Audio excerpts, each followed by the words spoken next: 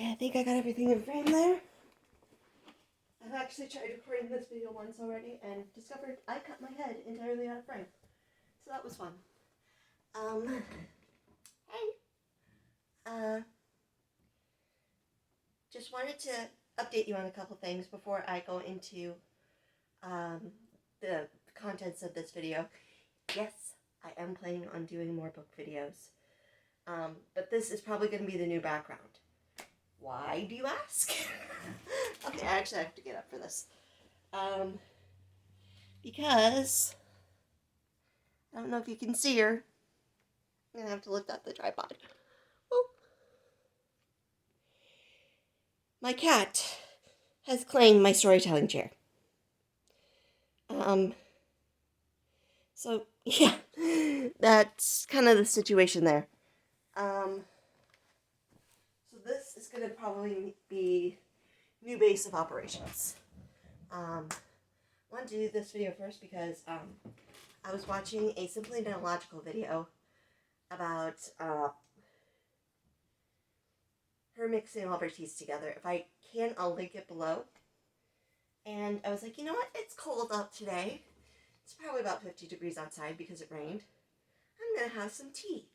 So I go through my caddy of tea. I have like 3 drawers full of like tea. And I found this. It is Bigelow Orange and Spice Tea. I'm not sure when I got this. My guess is the last time I did training for Reading Corps.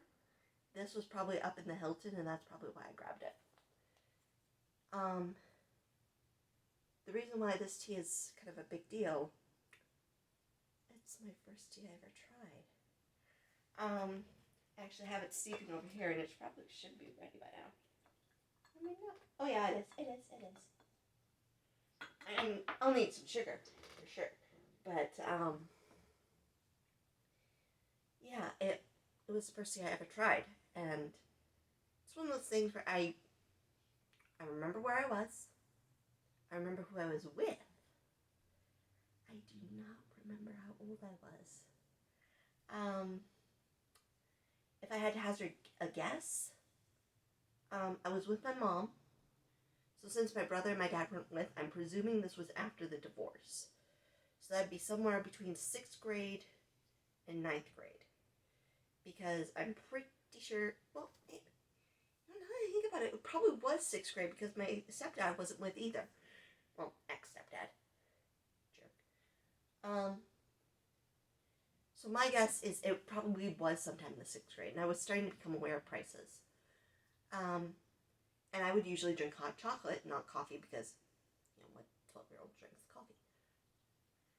And, I felt bad about, you know, the extra charges, especially since my mom was newly divorced, money was tight.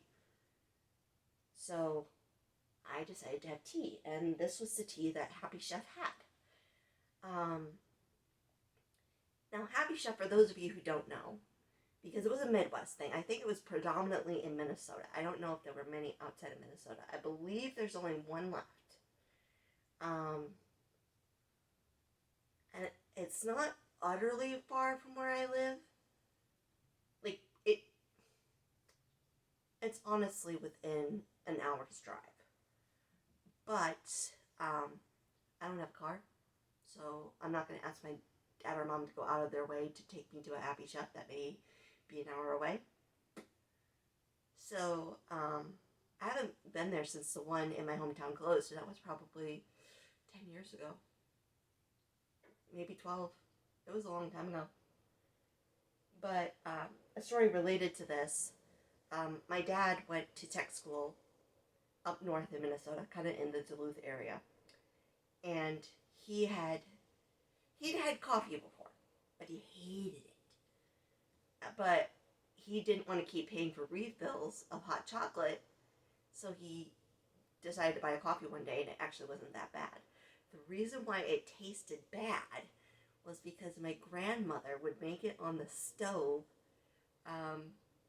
Sorry, Grandma Iona, may you rest in peace. But she would burn the coffee. Like, the grounds would burn at the bottom of the pot, and then it would just taste bad. So my dad thought that's how all coffees tasted. Not the case. I don't like coffee still. As I said, I've got a whole thing of tea. The closest I'll get is like the Hills Brothers cappuccino that has the English toffee flavor. That one I'll drink. But that's as far as I go. Like, I still remember senior year, we had a choir trip to New York City. And we had been walking around New York all day. And we were going to see a Broadway show that night. And it was Beauty and the Beast, which is no longer running on Broadway. And Beauty and the Beast, first movie I ever saw in the theater, favorite movie of all time. Well, one of my favorites. And I honestly didn't want to fall asleep during the show. So I basically got a latte at Starbucks. There wasn't, well, I guess our Barnes & Noble probably had a Starbucks. But, like, we didn't have, like, the Starbucks situation that we have in Minnesota now. So it was my first Starbucks, and it was a latte. Big mistake. It took everything in me not to spit that out in Times Square. So that's my experience with coffee. The other experience was that I tried coffee at my cousin's wedding when I was like 17. Didn't care for it. But I've tried to get into it because caffeine, as you get older, kind of helpful. This stuff obviously not going to have caffeine. But yeah, that's kind of my experience with hot drinks, and you know, I had that rush of memories. Granted, I'm going to put sugar in this, so it tastes better. But you know, I want to say that, you know, some things in my life are pretty nostalgic. I've thought of other things I might want to talk about, and I'd like your feedback if you'd like me to even talk about this sort of stuff. Things like play places, something you don't see at places now. Basically, play places from the 90s were awesome. But I'll get into that in another video. One other thing I wanted to mention, for those of you who haven't experienced Happy Chef and aren't going to look up the Wikipedia page, because shockingly enough, there is a Wikipedia page. It's basically a casual dining establishment that is comparable to like I wouldn't say an IHOP. I've never really been to an IHOP, so I can't compare. But like a Perkins or like a Baker's Square, if you've ever been to either of those. Except they had a salad bar.